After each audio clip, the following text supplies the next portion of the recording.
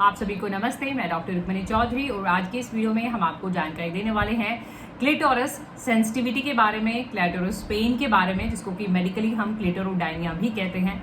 तो आज का पूरा टॉपिक हमारा इसी से रिलेटेड रहेगा कि ये क्या मेडिकल कंडीशन है, किस वजह से होता है, किनको ज्यादा होता है, यानी रिस्क फैक्टर की हम बात करेंगे कारण क्या वजह है, साइन और सिम्टम्स यानी कि लक्षण की भी हम बात करेंगे कि क्लिटोरस में पेन के साथ साथ और क्या लक्षण आपको देखने को मिल सकते हैं।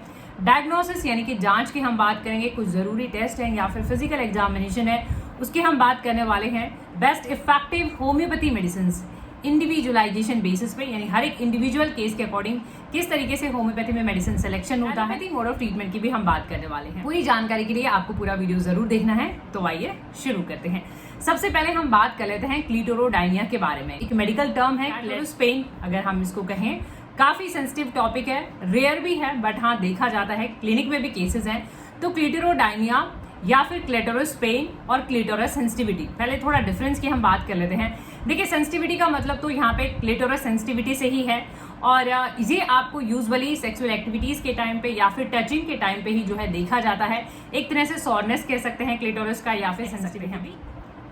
और इसमें यूजुअली ये आपके मेथड्स, जो आपके सेक्सुअल मेथड्स होते हैं या फिर टेक्निक्स होती हैं, उनकी वजह से ही देखा जाता है। तो उनमें अगर आप चेंजेस करते हैं, आप लुब्रिकेशन यूज करते हैं या अपने मेथड्स आप चेंज करते हैं या फिर स्लोली गोइंग विद स्लो वाला कॉन्सेप्ट अगर आप फॉलो करते हैं, बैरियर मेथड्स भी आप यूज करते हैं, तो उसमें आप डिफरेंस देख सकते हैं। यानी इसमें मेडिकल अटेंशन, ये कोई मेडिकल कंडीशन नहीं है, इसमें मेडिकल अटेंशन इतना रिक्वायर्ड भी नहीं है। सेंसिटिविटी यानी कि सॉरनेस। अब हम यहाँ पे बात कर लेते हैं क्लिटोरस पेन की।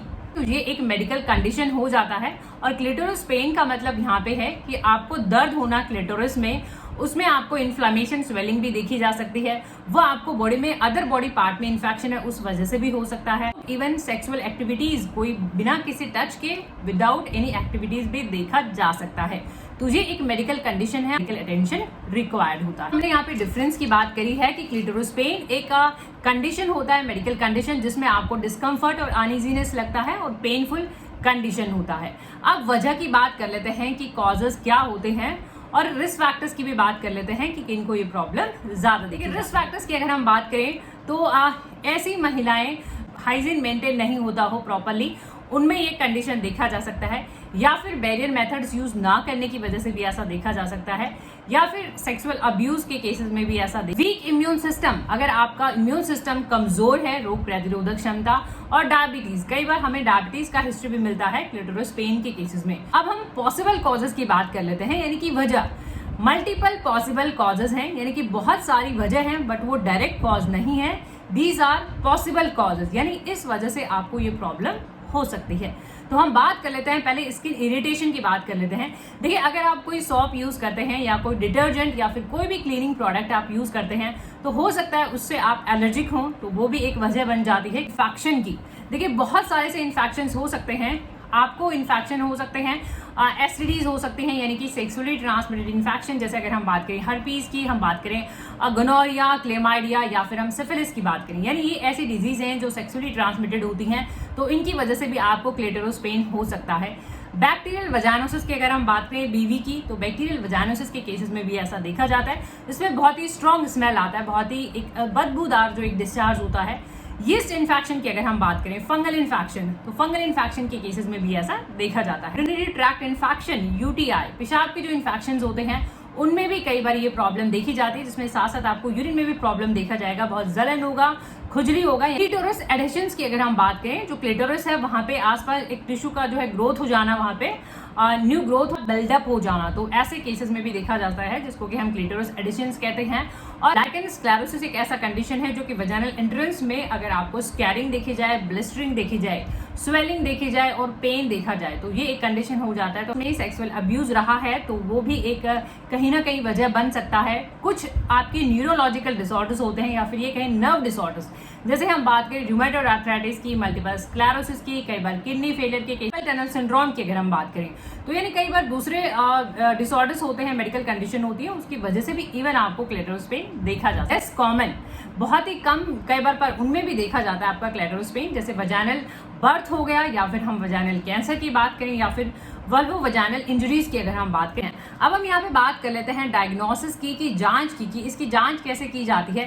देखिए, अगर हम जांच की बात करें, टेस्ट की बात करें, तो पहले आपका पूरा अच्छे से एक डायग्नोसिस को डिटरमाइन करने के लिए पहले पूरे सिम्टम्स लेना, आपके सिम्टोमेटिक कलेक्शन करना, पूरा हिस्ट्री लेना आपका, कि क्या आपका हिस्ट्री रहा है, आपका सेक्सुअल हिस्ट्री, आपका पास्ट हिस्ट्री, कोई सेक्सुअल अब्यूज का केस है, थोड़ा सेंसिटिव टॉपिक है। प्रैक्टिसेस की अगर हम बात करें, या फिर कोई इन्फेक्शन का हिस्ट्री रहा है, या एसटीआई तो नहीं है, सेक्सुअली ट्रांसमिटेड इन्फेक्शन का हिस्ट्री होना, कोई एबनॉर्मल डिस्चार्ज होना, यानी कि आपके सिम्टम्स कलेक्ट करना, पूरे सिम्टम्स गैदर करना, और फिर एक डिटरमिनेटिव डायग्नोसिस की तरफ जाना। कुछ टेस्ट वजाइनल और वल्वुलर एग्जामिनेशन, डायरेक्ट फिजिकल एग्जामिनेशन भी किया जा सकता है, और कोई रैश है, कोई इन्फेक्शन है, कोई इंजरी है वहाँ पे, कुछ स्किन का कंडीशन है, कलरेशन है, डिस्कलरेशन है, ये पूरा चेक कर लेना। ट्रीटमेंट इन एलोपैथी, कि एलोपैथी में आपका क्या ट्रीटमेंट अवेलेबल है। देखिए, एलोपैथी में हमेशा आपका अंडरलाइन कॉज, यानी किस वजह से आपको ये प्रॉब्लम है, वो फाइंड आउट करना, वो देखना, उसको ढूंढना, और उसके अकॉर्डिंग आपको ट्रीटमेंट प्रोवाइड करना, ये रहता है mode of treatment in allopathy.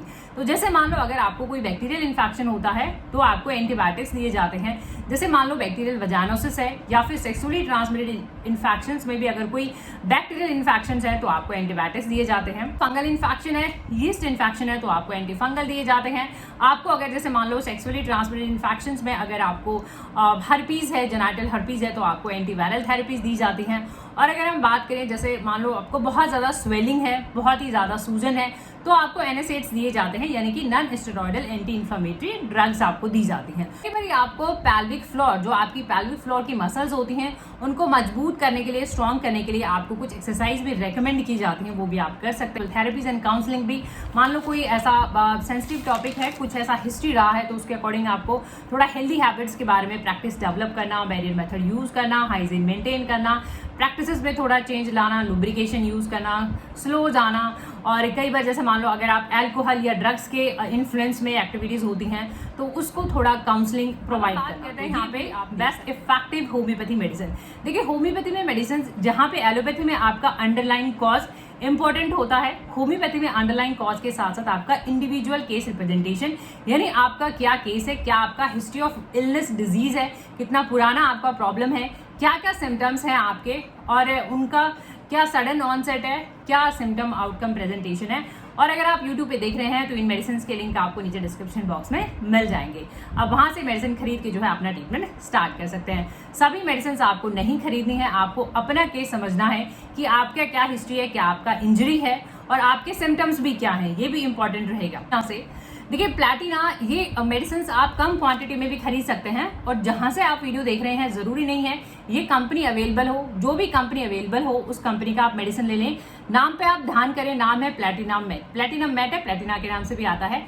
Come quantity में ड्रॉपर की मदद से आप एक एक दो बूंदे ले सकते हैं।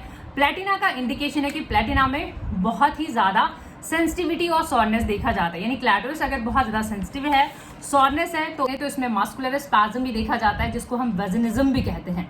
तो अगर साथ में वहाँ की मसल्स भी स्पैज्म हैं, और आपको बहुत ज़्यादा सेंसिटिविटी भी है, और डिस्पैरयूनिया यानी कि बहुत ही इतना ज़्यादा सेंसिटिविटी होता है, प्लैटिना में कोई भी हल्का सा भी टच हो जाता है तो प्रॉब्लम होती है, तो ऐसे केसेस में आप प्लैटिना देखिए। एम्ब्राग्रेशिया मेडिसिन आपको तब दी जाती है, सेम आप कम क्वांटिटी से खरीदें, आप कम पावर से स्टार्ट करें, एक दो बूंदे ड्रॉपर की मदद से, केस के अकॉर्डिंग मेडिसिन लें, सभी मेडिसिन नहीं लेनी है, एक दो ड्रॉप्स लेनी है। एम्ब्राग्रेशिया आपको दी जाती है जब आपको साथ साथ में ईचिंग भी, में आपको स्वेलिंग मिलेगी, और वल्वुलर वजाइनल रीजन में, क्लैटोरस रीजन में, और साथ ही साथ में आपको ईचिंग भी मिलेगी, यानी बहुत ज्यादा खुजली भी अगर है तो फिर आप एम्ब्राग्रेशिया देख सकते हैं। वैसे ही लेना है, एक दो बूंदे सुबह दोपहर शाम। देखिए, सीपिया जो है, अगर मान लो वल्वुलर वजाइनल रीजन में कोई पेन है, सेंसिटिविटी है, तो सीपिया टॉप ग्रेड मेडिसिन माना जाता है। सीपिया में डिस्पेरयूनिया यानी कि डिफिकल्ट इंटरकोर्स एक्टिविटी सीपिया में बहुत रिमार्क्ड होता है, सीपिया में सिम्टम प्रोमिनेंट होता है, रिलेशनशिप सीपिया बियर ही नहीं कर पाती है। सीपिया अगेन फीमेल रेमेडीज है, और ये सारी रेमेडीज मेडिसिन जो है ऑलमोस्ट फीमेल रेमेडीज हैं। तो सीपिया में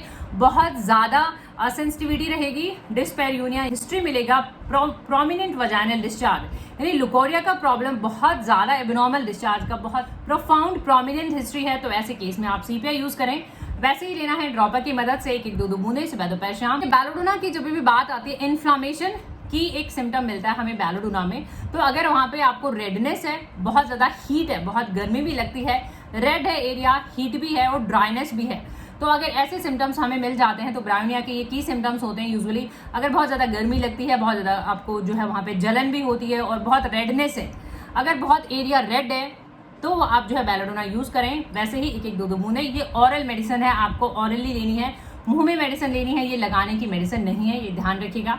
1-2 बूंदे सुबह दोपहर शाम। से कोई ऐसी मेडिसिन है 2-3 मेडिसिन के लक्षण मिल जाए तो आप गैप के ऊपर जो है 5-10 मिनट के गैप पे वो मेडिसिन भी ले सकते हैं। म्यूर, देखिए नेट्रोम्यूर अगेन एक फीमेल रेमेडी है और नेट्रोम्यूर तब दी जाती है, नेट्रोम्यूर में भी पेनफुल इंटरकोर्स एक्टिविटीज रहती हैं, यानी इनके भी रिलेशनशिप जो है, हर एक रिलेशनशिप जब भी रिलेशनशिप मेक करते हैं तो हमेशा ही जो है पेन होता है और पेनफुल एक्टिविटीज हैं और हर एक एक्टिविटीज में पेन है, तो ऐसे केसेस में जो है आपको नेट्रोम्यूर सजेस्ट की। अभी और भी मेडिसिन होती हैं, जैसे अगर हम बात करें कैलकेरिया काब की या फिर काली काब की बात करें, थूजा की बात करें, इसके अकॉर्डिंग मेडिसिन बदल सकती है। होपफुली ये वीडियो आपकी मदद कर सके, वीडियो से आपकी मदद हो रही है, वीडियो आपको इन्फॉर्मेटिव लग रहे हैं तो प्लीज आप इन वीडियोस को लाइक करें, शेयर करें, चैनल पर नए हैं तो चैनल को सब्सक्राइब करें, बेल आइकॉन घंटी जरूर दबाएं अपडेटेड रहने के लिए। Thank you for watching, thank you for your time, keep watching, keep supporting, thank you so much.